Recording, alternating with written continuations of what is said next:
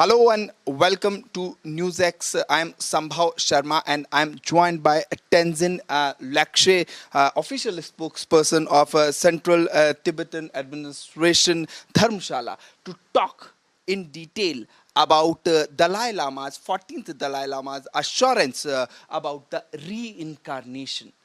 Now, what's the difference between reincarnation and succession? See, for this whole reincarnation issue is a unique Tibetan Buddhist tradition. And over so many years, if I go back, in 1969, His Holiness has said that, right from that moment, His Holiness said that it is up to the wishes of Tibetan people to remain whether His Holiness should continue or not. And over the years, his Tibetan people, all of them had told His Holiness, has appealed His Holiness, requested His Holiness that this institution of Dalai Lama is very important for us, because His Holiness the Dalai Lama is a savior. His Holiness the Dalai Lama is is synonymous to Tibetan people, to the world.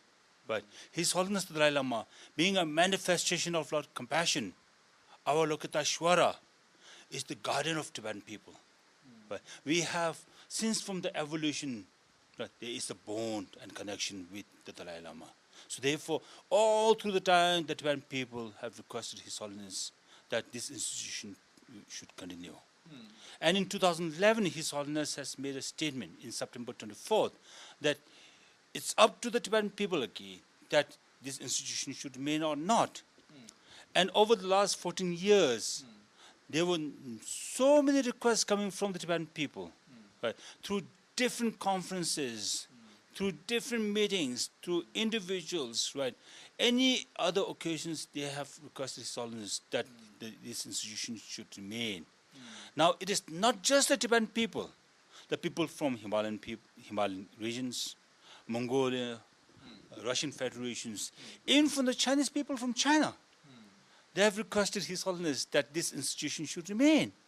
So His Holiness today or yesterday, this very important statement came by assuring that His Holiness has now affirmed that He will fulfill the request of all the people, by affirming that this institution will continue. So the institution of the Dalai Lama will continue.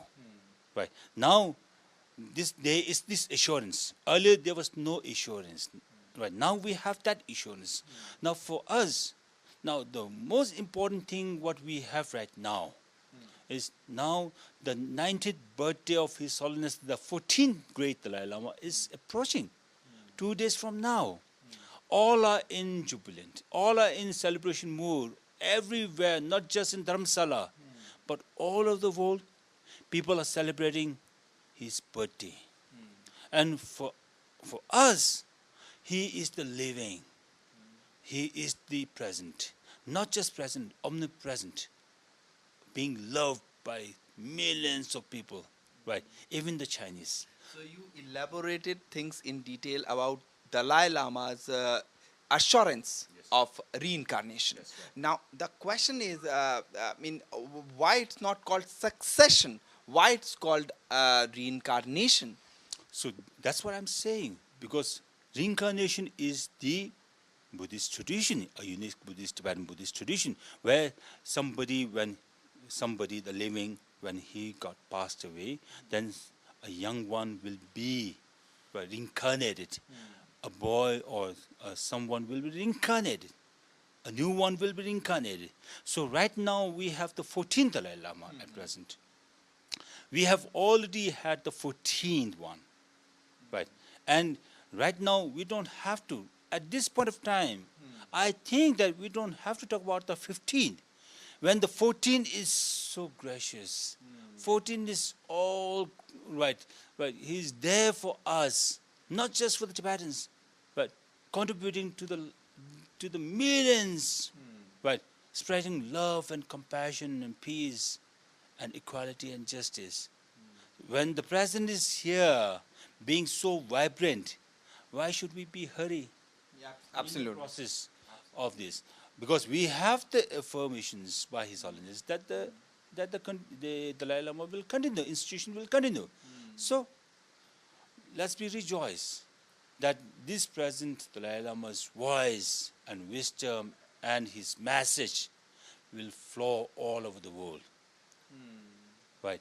So, but the question is, now China, Beijing is coming up with their own policy of succession, or rather as a kind of intervention from the side of China when it comes to who will be the next Dalai Lama. So how do you see China's role in this? We are not at all worried about China. First of all, they do not have any authority on the reincarnation of the Dalai Lama, right? Not just His Holiness, but they don't have any authority of any other lamas of the Tibetan Buddhist traditions. Why? Because the Chinese communist regime, first thing, they are not Buddhists. Right? How can a non-Buddhist can be involved in a Buddhist tradition? First. Second thing, right? How can a destroyer of the faith can be the preserver of the faith? Because over the last 70 years of Chinese occupation of Tibet, they have destroyed more than 6,000 monasteries. They have killed and tortured Tibetan monks and nuns. Right? And in fact, if we look at His Holiness now, since they are concerned with His Holiness Reincarnation, at this present time, in Tibet, if anyone being caught possessing the photo of, even a photo of His Holiness Dalai Lama, he or she will be imprisoned. Right. Now, how do they have legitimacy? When they hate it so much for the present one, how can they be able to earn and recognize the next one? Now, three things. What China really focus on? They said that the Dalai Lama should be born in China or in Tibet. Right. They said that it has to be done through the use of golden urn only. And the third thing is that it has to be recognized by the Chinese regime. All three do not have anything to do with a Tibetan Buddhist tradition. First thing, when they said that the Dalai Lama should be born in Tibet or in China, His Holiness has said many times over the years that if the Tibetan situation remains unchanged, he'll be born in a free world. At this present time, Tibet is more than ever critical. We are facing an existential threat right now.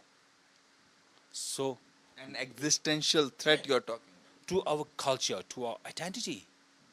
So how can His Holiness be able to born? When His Holiness said that if the situation remains unchanged, he'll be born over, right? He'll be born freeware, right? So therefore, first condition is nowhere.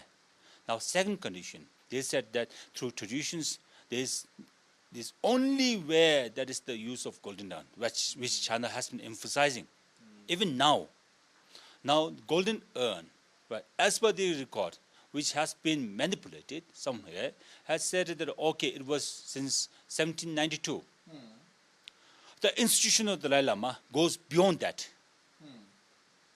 Right. China talks about a golden urn. When they talk about the golden urn, the inception of this golden urn comes with 29 ordinance, which comes after 1792. Right. But the institution of the Dalai Lama goes beyond that. It was almost around 600 years. Yes. Right. So, even if you look at the time frames, and then over the last many Dalai Lamas now, right? Now you don't have to go far away. This present Dalai Lama, he was not appointed or recognized through golden urn. If you go back to the 13th, the Great 13, his predecessor, even the Great 13 was not being recognized through the Golden Urn. Right. So the use of Golden Urn is Then why not. would 15th be appointed this way? Why? Why should? Because this. This is what you are saying. So this is not the tradition. It was made, it was compelled only for one Dalai Lama by the Chinese at one point of time. All these 14, right, was not being used. So now, the third point, it has to be recognized by the Chinese regime. Why? When they themselves were the oppressor of the faith, when they themselves do not believe in religion, then how can they have the legitimate authority to recognize the Dalai Lama? Nowhere. Right. So all these three conditions won't be able to fulfill because China do not have the historical right authority. China do not have anything to do with the Tibetan Buddhist traditions because they are not within that tradition. So there is no scope at all. Now for the reincarnation of His Holiness Dalai Lama, His Holiness made it very clear, even in yesterday's statement, that the sole legitimate authority rests upon His Holiness alone. And he have entrusted it to Gadapodon Trust. And that trust, the Office of Tibet, has been there since the existence of the first Dalai Lama. It has a long tradition, it has a long history. It was not created just now. Right. So therefore, But why China is questioning this trust? see, why China wants to recognize it, right? The question is, you see, why China want to recognize the Dalai Lama, next Dalai Lama? Is it because of their belief? No. As I said before, since they are the oppressor of China, oppressor of Tibetan Buddhist traditions, over the last 70 years of Chinese occupation, what they felt and threatened is they always fear of losing Tibet. Chinese. The political grip. They always fear of losing their political grip. And the authority, what they being trying to work on, is only for the sake of political need, only for the political interest that they are interfering in the Tibetan Buddhist traditions. Because, as I said before, His Holiness is the savior of Tibetan people. His Holiness is the voice of the voiceless Tibetan. If they think that if they own His Holiness, they own Tibet. How can it be possible? They've been belligerent all the time. Right? They were not benign. Right? So therefore, a simple reason, right? Non-believer, those who are not within the Buddhist traditions, nowhere they have a role to play. Nowhere. So non-believers have no role to play when it comes to Tibetan culture, Buddhist Tibetan culture, Buddhist Tibetan religion. On the basis of reincarnation. On the reincarnation issues, they do not have any authority on the selection, right, of the reincarnation process. Right. Non-Buddhists do have something. Because as His Holiness said, that the Buddhism, if you look at science, Buddhist science, right, even the non-believers, scientists, they can go into and learn Buddhism. Yeah, they can take the liberty of learning everything what is there in the Tibetan Buddhist traditions. But this reincarnation issue is a unique Tibetan tradition. The crux of the matter is that only the Tibetan Buddhist traditions, right, have a role to play. Right? No, others are non-existence. And that China is the one that they should know that they don't have any historical, cultural authority on this paradigm. So the reincarnation is the way forward, and China does not hold any authority over Tibet, is what is said by you in this interview, right? Absolutely. And China do not have, see, on Tibet, yes, they do not have any historical authority, but still we are willing to negotiate with China to resolve the Sino-Tibetan conflict through the middle way policy. Right. What's this middle way? Middle way policy is a win-win solution. Right. It's been conceived by His Holiness with the understanding that it is not just for the benefit of the Tibetan people, but for the Chinese and for the whole humanity. Right. So therefore, we being consistently working on, right, to negotiate with China on this win-win solution for the sake of future. But China's interest was not on the future. Rather, they were more interested with the past by claiming that Tibet should be considered as a part of China. That was the condition which they always put on, right, which is not truth. Right. So therefore, I think that's the different subject.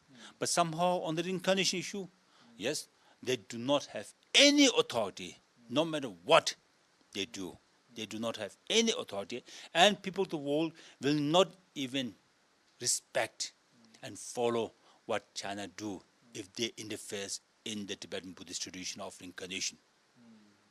Thank you very much, Mr. Lekshay. You explained rather elaborated things in such a detail as to what exactly is this culture and what exactly is in reincarnation, which 14th Dalai Lama is talking about. I really thank you, appreciate joining NewsX with video journalist. I'm Sambhav Sharma from Dharmshala for NewsX. For more such videos, subscribe to the NewsX YouTube channel, hit the bell icon.